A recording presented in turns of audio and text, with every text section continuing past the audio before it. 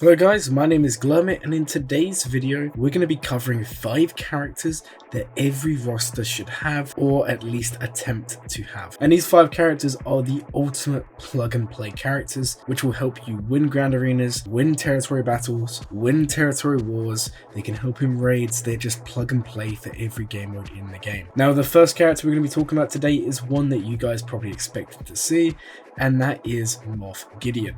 Now why is Moff Gideon on this list? Well, Moff Gideon is a Cantina farm, so to begin with he's a relatively easy farm to unlock, and the most important thing about him is he's a turn meter manipulation character. Now the fun thing about Moff Gideon is that not only is he the fastest character in the game as not a galactic legend, but he also removes the entire enemy team's turn meter on the first turn. As long as he goes first, and as long as he's modded correctly, which is just for speed, he will take a turn, he will strip the turn meter, and then you can do whatever you want. And the best thing about Gideon is whilst he gets bonuses for being in Empire teams or Remnant teams, he is also a character which benefits just from being in any squad in the game. For example, you can take Gideon with Padme and you can run teams there. You can take Gideon with Imperial Troopers. You could take Gideon with any team in the game. If you are not fast enough and you need to go first to win, take Gideon, and as long as he goes first, you can win those battles. And if that isn't enough guys, he also has an armor shred on his special. So not only is he a character that controls turn meter, he's also a character that allows you to win battles easier. There's a reason why Moff Gideon is not really used with Imperial Troopers too much, and it's because he's too valuable and can be used elsewhere. The second character we're going to be talking about in today's video is another character from the Empire. This character is an important character, one that everyone most likely has unlocked, because they're an easily accessible character that you get early on in the game. This character is none other than Grand Admiral Thrawn. Now Thrawn has many uses in the game. Firstly, he is a requirement for Sith Eternal Emperor, so he's a Galactic Legend requirement.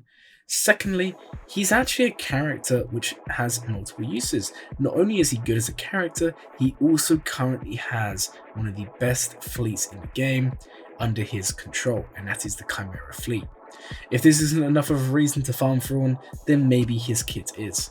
There is no character in the game that is better at controlling the flow of the battle than Thrawn. Some will argue that the character who's going to show up later in the video may be better, but actually I would argue Thrawn is the best, and the reason for this is his fracture ability. So in the past, you guys remember Thrawn and Vader was the Galactic Legend countering duo. Obviously this got changed with the great nerf a couple of years back, but the premise still exists. Thrawn can be used to control the enemy team through his fracture, and he can also bypass turn meter manipulation and speed manipulation with his turn meter swap. Bear in mind guys, because it's a swap, it can work against teams even like JMK, and that is why Thrawn is a staple in the C counter to Jedi Master Kenobi. The next character we're going to be talking about in this video is actually one of the newer characters that's been released, and they only came out in the last couple of years, and that is the Armorer. The Armorer is a character who I would recommend everyone farms up. It doesn't matter what GP you are, having Armorer unlocked is the difference between a win and a loss in a lot of battles. The good thing about the Armorer is they can be used in almost any lineup. Whilst they get benefits being in the Mandalorian team, or benefits just for being in a light side team, their main ability, the Signet, which is the one that allows them to place Beskar on allies, is the reason you want to use them. So I've showcased on my channel multiple times what you can do when you have 3 stacks of Beskar on an ally unit. At 3 stacks, you're going to be immune to critical hits, you're going to have an increased health pool, and you're also going to be counter-attacking. And this allows teams like SLKR to dominate opposing teams such as Lord Vader. Or it allows SLKR to do some fun stuff against JMK Cat with Sortie. That is something I've shown on the channel before. We're using SLKR as an example here, but the thing is, Armorer can be used with anyone. Armorer is used in a C counter to JMK Cat. Armorer can be used with more Mandos to make them even better. Armorer can honestly be used in any lineup and is a character that almost everyone should farm. Even if you're low GP and you have, say, CLS, you don't have Chewie or whatever, you're missing a character, you can chuck Armorer in there, and all of a sudden you're going to be doing work there. It's an example. I'm not saying it's the best to do, but it can 100% work. Next up on our list, we have a character that I would expect everyone to have unlocked and most people to have a relic, and that character is Wat Tambor. Now, some of you will be watching this video and you'll be saying, hey Glurmit, you know Trench is coming out and Wat Tambor is not going to be free to use. And my answer is, how many of you are going to be getting Trench on the first month, and how many of you are going to be getting him in the first year? If you are someone who's below 4 million GP, the chances are you're not going to have him without spending anyways, so Wat Tambor is free to use. Wat Tambor is typically used in a Grievous team, he's typically used in a Separatist team, or he's typically used in a C team. However, Wat Tambor can be used in almost any lineup at all. Do you guys remember the dreaded JML timeout teams in Squad Arena a few years ago? That was all thanks to Wat Tambor being able to make JML taunt despite JML not actually pre-taunting in that lineup. Wat Tambor has insane utility. He has turn meter removal on his basic, he has attack tech which allows the pre-taunt, he has a weapons tech which gives turn meter, and he also has the med pack tech which can allow you to keep characters alive. Honestly guys, Wat Tambor is a staple to use, and if you watch my most recent video on why Starkiller may be beating Imperial Troopers, you'll learn throughout that video that Wat Tambor can be used to help mitigate the risks. And the final character we're going to be covering in today's video is none other than Hondo. Now, some of you may be shocked to see this as my 5th character that I think everyone should have, but my reasoning is the following. For starters, Hondo is actually one of the easier characters to farm.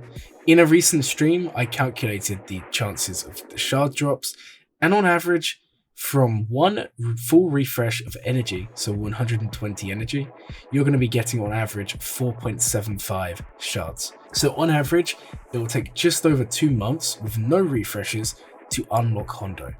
This is without accelerated shard drops. Now, for those of you who are willing to drop 1 or 2 refreshes, you can honestly get him to 7 stars in 2 to 3 weeks.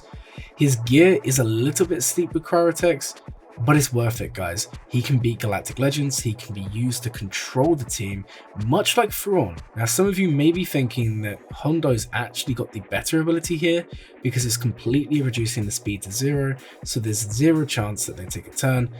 And also Hondo is going to be doing crazy things with the ability blocks, but here's the difference. Thrawn's ability, Fracture, is going to be reducing the speed of Galactic Legends. Hondo's unfortunately does nothing in this case. But Hondo can be used to do some fun stuff. In Grand Arena with his Omicron, if you use him in a Scoundrel or Smuggler team, he will almost always go first because of turn meter game. He's also doing crazy things as of the time this video is being posted because of his Datacron.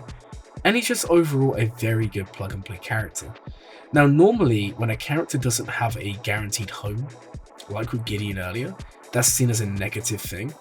But in the case of these 5 characters, the fact that they don't have one home shows that they're so good at plug and play that no one wants to commit them to one team. I hope you guys have enjoyed the video. If you have, please consider liking and subscribing. My name is Glurmit, and thanks for watching.